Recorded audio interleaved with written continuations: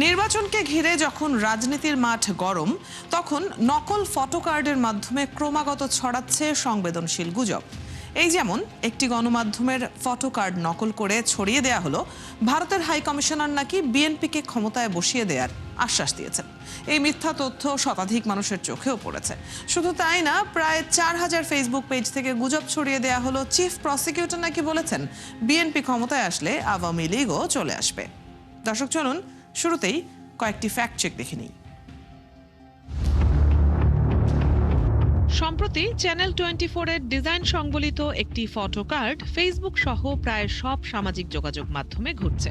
সেখানে দাবি করা হয়েছে ভারতের হাই কমিশনার নাকি তারেক রহমানকে আশ্বাস দিয়েছেন 12ই ফেব্রুয়ারিতে বিএনপিকে ক্ষমতায় বসিয়ে দেবে। তবে ফটো কার্ডটি বিশ্লেষণ করে রিউমার স্ক্যানার টিম জানায় দাবিটি মিথ্যা। চ্যানেল 24 এ ধরনের কোনো সংবাদ বা ফটো কার্ড প্রকাশ করেনি। এমন কোনো মন্তব্য ভারতের হাই কমিশনারও করেননি। মূলত ডিজিটাল প্রযুক্তির মাধ্যমে চ্যানেল 24 এর একটি পুরনো ফটো কার্ডের শিরোনাম বদলে এই গুজব ছড়ানো হয়। এর মাঝে শতাধিক ফেসবুক পেজ থেকে ছড়িয়ে পড়ল আরেকটি ফটো কার্ড। সেখানে বিএনপির চেয়ারম্যান তারেক রহমানকে জড়িয়ে আপত্তিকর মন্তব্য ছড়িয়ে দেয়া হলো। প্রায় 300 প্রতিক্রিয়া আসে সেই পোস্টে। তবে নিখুঁতভাবে বিশ্লেষণ করে দেখা গেল ফটো কার্ডটি ভুয়া।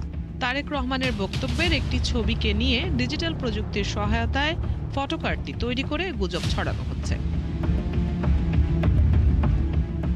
ঠিক একইভাবে ডিজিটাল কারসাজি দিয়ে সাজানো আরেকটি ফটো কার্ড ফেসবুকে ছড়িয়েছে বিভ্রান্তি। এই ফটো কার্ডটিতে দাবি করা হয়েছে জাতীয়তাবাদী মহিলা দলের সভাপতি আফরোজা আব্বাস নাকি বলেছেন গণভোটে হ্যাঁ দিলে দেশ চলে যাবে রাজাকারের হাতে। অথচ অনুসন্ধান করে দেখা গেল দাবিটি সম্পূর্ণ মিথ্যা। এমন কোনো মন্তব্য আফরোজা আব্বাস করেননি। মূলত একটি স্যাটায়ার ফেসবুক পেজের ব্যঙ্গাত্মক পোস্টকে বিকৃত করে সত্য দাবি হিসেবে ছড়ানো হয়েছে। অপতথ্য আরও আছে। প্রায় 4000 ফেসবুক পেজ থেকে শেয়ার হলো আন্তর্জাতিক অপরাধ ট্রাইব্যুনালের চিফ প্রসিকিউটর তাজুল ইসলামের নামে একটি ফটো কার্ড। সেখানে দাবি করা হলো চিফ প্রসিকিউটর নাকি বলেছেন বিএনপি ক্ষমতায় আসলে আওয়ামী লীগও চলে আসবে। তবে যাচাই করে দেখা গেল ফটো কার্ড ভুয়া, দাবিটি মিথ্যা। এমন মন্তব্য তিনি করেননি। কোনো তথ্য প্রমাণ ছাড়া ভুয়া এই কার্ডটি তৈরি করে ছড়িয়ে দেওয়া হয়েছে। দর্শক, আজকে ফেক নিউজ স্ক্যানারের প্রতিবেদন তৈরি করতে গিয়ে দেখা গেল নির্বাচন কেন্দ্রিক অপতথ্যের সংখ্যাই সবচেয়ে বেশি। যথারীতি গুজবের টার্গেটে আছে রাজনৈতিক দল হিসেবে বিএনপি এবং দলটির নেতারা। সবচেয়ে শঙ্কার দিক হলো সত্যের সাথে মিথ্যা মিশিয়ে প্রচার হচ্ছে গণমাধ্যমের নকল ফটো কার্ড। এই বাস্তবতায় সামাজিক যোগাযোগ মাধ্যম নয়, বরং গণমাধ্যমের খবরগুলোতেই আস্থা রাখার পরামর্শ বিশেষজ্ঞদের। রুবাইয়াত অদিতি, 71। প্রতিবেদন দেখছিলাম আমরা, এবং খুব স্বাভাবিকভাবেই বেশ কিছুদিন ধরেই যেটা চোখে পড়ছে তা হলো নির্বাচন যতই কাছে এগিয়ে আসছে ততই নির্বাচন কেন্দ্রিক রাজনৈতিক গুজবের সংখ্যা কিন্তু বাড়ছে এবং অনেকেই তাতে বিভ্রান্ত হচ্ছেন। সাধারণ ভোটাররা বিভ্রান্ত হচ্ছেন। তাদের মতামত হয়তো পরিবর্তন হচ্ছে না, কিন্তু কিছুটা টালমাটাল একটা অবস্থা তো তৈরি নিশ্চয়ই হচ্ছে তাদের মনস্তত্ত্বে। এইসব নিয়ে আলাপ করব। আগে জানিয়েছি আজ আমাদের সাথে আছেন বাংলাদেশ সুপ্রিম কোর্টের আইনজীবী ব্যারিস্টার সাজ্জাদ আলী চৌধুরী। চলুন তার কাছে চলে যাই সরাসরি। আপনাকে স্বাগত জানাচ্ছি 71-এ। আমরা প্রতিদিনই রিউমার নিয়ে এই আয়োজনটি করে থাকি এবং নানান ধরনের অনেক অদ্ভুত ধরনের গুজবও চোখে পড়ে। তার মধ্যে কিছু গুজব, বিশেষ করে যেটা কোনো একটা ঘটনাকে কেন্দ্র করে, যখন কোনো একটা ঘটনা ঘটছে তখন সেটাকে কেন্দ্র করে গুজব, যেমন সামনে নির্বাচন, এখন খুব স্বাভাবিকভাবে নির্বাচন কেন্দ্রিক গুজবগুলো, এগুলো সাধারণ মানুষকে বিভ্রান্ত করে। আমরা জানি যে বাংলাদেশের একদম প্রত্যন্ত অঞ্চল পর্যন্ত ইন্টারনেট পৌঁছে গিয়েছে। অনেক মানুষ ইন্টারনেট ব্যবহার করছে এবং তাদের মধ্যে সবাই আসলে শিক্ষিত না। আবার শিক্ষিত মানুষের মধ্যেও অনেকেই ইন্টারনেট নিয়ে যে শিক্ষা, ইন্টারনেট ব্যবহারের জন্য যে শিক্ষা, সেটিতে শিক্ষিত নন। তো তারা বিভ্রান্ত হচ্ছেন। এরকম যখন পরিস্থিতি, তখন কোনো ব্যক্তি কিংবা কোনো সংগঠন, কোনো দল, তাদেরকে টার্গেট করে যে অপপ্রচার চালানো হচ্ছে, সেই ব্যক্তি কিংবা সংগঠন কী ধরনের আইনি পদক্ষেপ নিতে পারে এই গুজব প্রতিরোধ করার জন্য? ধন্যবাদ। প্রথম কথাটা হচ্ছে এই ফেক নিউজটা আসলে এখন বর্তমানে একটা সামাজিক মহামারী হিসেবে ধারণ করেছে। শুধু এটা বর্তমানে নয়, এটা সারা বিশ্বে চলছে, যেটা হচ্ছে রাজনৈতিক একটা প্রভাব তৈরি করছে এবং সামাজিক ভেদাভেদ তৈরি করছে। শুধু সামাজিক ভেদাভেদ তৈরি করছে তা না, এটা অর্থনৈতিক ক্ষতিও করছে, নিরাপত্তা ঝুঁকিও বাড়াচ্ছে। এই জিনিসটা থেকে এখন বের হওয়ার জন্য, যেমন দেখা যাচ্ছে কি বাংলাদেশে কিন্তু ফেক নিউজের উপর কিন্তু কোনো আইন নাই। যেমন জার্মানি, ফ্রান্সে কিন্তু স্পেসিফিক ফেক নিউজ ল আছে, যেটা 2018 সালে করা হয়েছে। ইতালিতেও ফ্যাক্ট চেকিং এবং রিলেটেড কিছু আইন আছে। দক্ষিণ কোরিয়াতেও কিন্তু ডিসইনফরমেশন আইন আছে। কিন্তু বাংলাদেশে এরকম কোনো আইন না থাকার কারণে এইসব অনলাইন প্ল্যাটফর্মগুলোতে এই গুজবটা ছড়াচ্ছে এবং স্পেসিফিক্যালি ছড়াচ্ছে। যেমন ফ্রান্সে যখন নির্বাচন আসে তখন কিন্তু স্পেসিফিক এই প্ল্যাটফর্মগুলোকে বলে দেওয়া হয় তোমরা এই ব্যাপারে সতর্ক থাকবা, এবং তাদেরকে আলাদাভাবে কোডিং করতে বলা হয় যেন এরকম কোনো ইনফরমেশন যদি ছড়ায় যেন সেটা না ছড়ায় বা সেটা রিচটা যেন কম থাকে। হ্যাঁ, বাংলাদেশে যে আইনগুলো আছে সেটা হচ্ছে ডিজিটাল নিরাপত্তা আইন 2018, যেটা সাবসিকুয়েন্টলি সংশোধিত হয়ে সাইবার সিকিউরিটি অ্যাক্ট 2023 হয়েছে। সেখানে সেকশন 23-এ, কারণ আপনি যেহেতু এখানে ফেক নিউজ বলতে কিছু নাই, যার মানহানি হচ্ছে সে সেকশন 25-এ মানহানির মামলা করতে পারে। যদি ধর্মীয় কোনো ইস্যুতে আঘাত করে তাহলে সেকশন 27-এ ধর্মীয় উস্কানির জন্য মামলা করতে পারে, অথবা সেকশন 28, সেকশন 29 এবং সেকশন 31-এ নিরাপত্তা ও জনশৃঙ্খলার জন্য জনশৃঙ্খলা বিঘ্ন করার জন্য মামলা করতে পারে।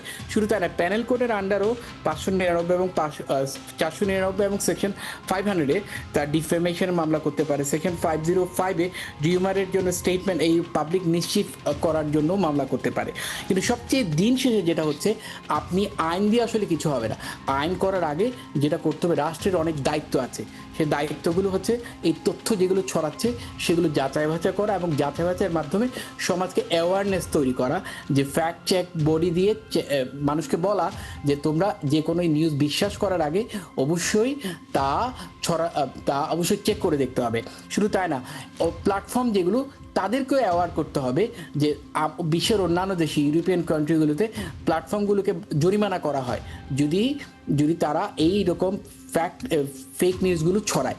শুধু তাই না, এআই দিয়ে যে নিউজগুলো বর্তমানে ডিপ ফেক দিয়ে যে ইয়েগুলো তৈরি করা হচ্ছে, ভিডিওগুলো তৈরি করা আছে, সেখানে কিন্তু সোশ্যাল প্ল্যাটফর্মগুলো স্পেসিফিক দায়িত্ব আছে যে এই ভিডিওটা এআই দিয়ে তৈরি।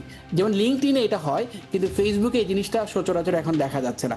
এই প্ল্যাটফর্মগুলোকে গভর্নমেন্টকে স্পেসিফিক বলতে হবে যে এই জিনিসগুলো তোমাদের দায়িত্ব, যদি তোমরা দায়িত্ব পালন করতে ব্যর্থ হও তাহলে তোমাদেরকে এই জন্য ফাইন করা হবে, জরিমানা করা হবে।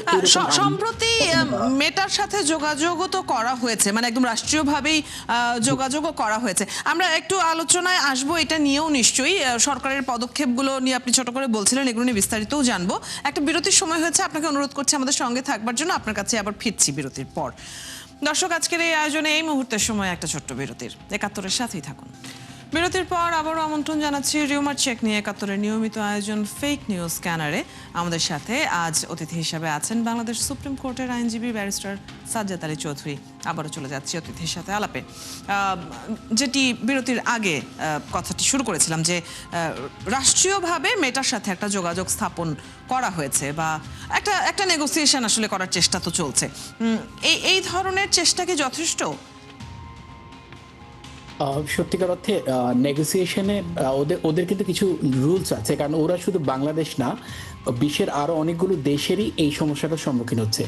ওদেরকে যখন একটা কন্টেন্টসের ব্যাপারে বলা হয় তখন তারা রেফারেন্স চায় এই কন্টেন্টসটা কোন আইনটার কোন সেকশনটা ভায়োলেট করছে। যেহেতু বাংলাদেশে ফেক নিউজ নিয়ে কোনো স্পেসিফিক আইন না থাকার কারণে সবসময় গভর্নমেন্ট যখন এই ব্যাপারে রিপোর্ট করা হয়, হয়তো বেশিরভাগ অবজেকশনগুলো তারা ফলো আপ করে, কিন্তু অনেক ক্ষেত্রে কিছু জিনিস এই আইনকে কভার করে না, যার কারণে গভর্নমেন্টের এই ব্যাপারে আরও কনস্ট্রাকটিভ কাজ করা উচিত। এবং এই জিনিসগুলো কাজ করার জন্য আমার মনে হয় আইনগুলোকে ডেভেলপ করা উচিত সময়ের সাথে সাথে। এবং সবচেয়ে বড় বিষয়টা হচ্ছে গভর্নমেন্ট আলাদা একটা বডি করতে পারে এই জিনিসগুলো চেক করার জন্য, তথ্যগুলো যে ফেক নিউজগুলো ছড়াচ্ছে বা যে ডিসইনফরমেশনগুলো ছড়াচ্ছে সেগুলো যাচাই বাছাই করার জন্য, এবং প্ল্যাটফর্মগুলোকে একটা অ্যাকাউন্টেবিলিটি রেসপন্সিবিলিটির মধ্যে নিয়ে আসতে হবে।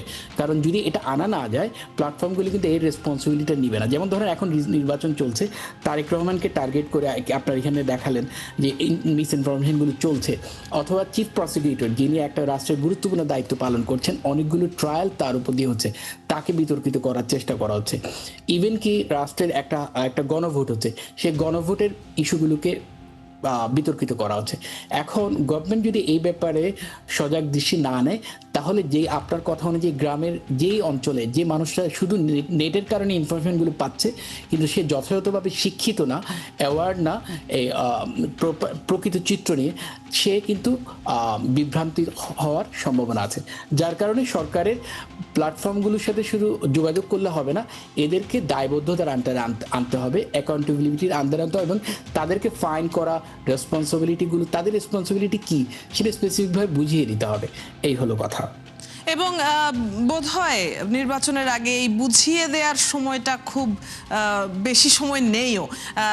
ইন্টারনেট লিটারেসি বলতে আমরা যেটা বুঝি সেটা হয়তো এখনো কাজ করার অনেক কিছুই আছে, অনেক গুরুতর অপরাধ যেন সংগঠিত না হয় সেজন্য ফিরিয়ে আনার যে প্রসেস সেটা নিশ্চয়ই এখনই শুরু করতে হবে। তবে একই সাথে অনেকেই যেটা বলেন, অনেক বিশ্লেষকরাই যেটা বলেন যে পাশাপাশি সেটা স্কুল লেভেল থেকে হোক কিংবা সামাজিক বিভিন্ন সংগঠনের মাধ্যমে হোক, ইন্টারনেট লিটারেসি বাড়ানো এবং তার মাধ্যমে সচেতনতা বৃদ্ধির প্রয়োজনীয়তা নিশ্চয়ই এখন একটা খুব প্রকট আকার ধারণ করেছে এই প্রয়োজনীয়তাটা। আপনাকে অনেক ধন্যবাদ আজকে আমাদেরকে সময় দেওয়ার জন্য। আমরা গুরুত্বপূর্ণ বেশ কিছু বিষয় আপনার কাছ থেকে জানছিলাম। দর্শক, আমাদের সাথে এতক্ষণ যুক্ত ছিলেন বাংলাদেশ সুপ্রিম কোর্টের আইনজীবী ব্যারিস্টার সাজ্জাদ আলী চৌধুরী। কথা হচ্ছিল তার সাথে। আপনারা আছেন ফ্যাক্ট চেক নিয়ে, ৭১-এর নিয়মিত আয়োজন ফেক নিউজ স্ক্যানারে। প্রতিদিন আমরা রিউমার দূর করতে হাজির হব ঠিক একই সময়ে একইভাবে। আপনারাও যুক্ত হতে পারেন। যে কোনো খবর যদি আপনাকে সংশয়ে ফেলে সেটির একটি স্ক্রিনশট আমাদেরকে মেইল করতে পারেন fns.71tv@gmail.com, অথবা ফেসবুকে যোগাযোগ করুন www.facebook.com/fakenewsscanner। আমরা সেই তথ্যের ফ্যাক্ট চেক করে আপনাদের জানাবো। চটকদার শিরোনাম দেখে ক্লিক করবেন না। বিশ্বাস আর প্রতিক্রিয়া জানানোর আগে ফ্যাক্ট চেক করুন। থাকুন ৭১-এর সাথে।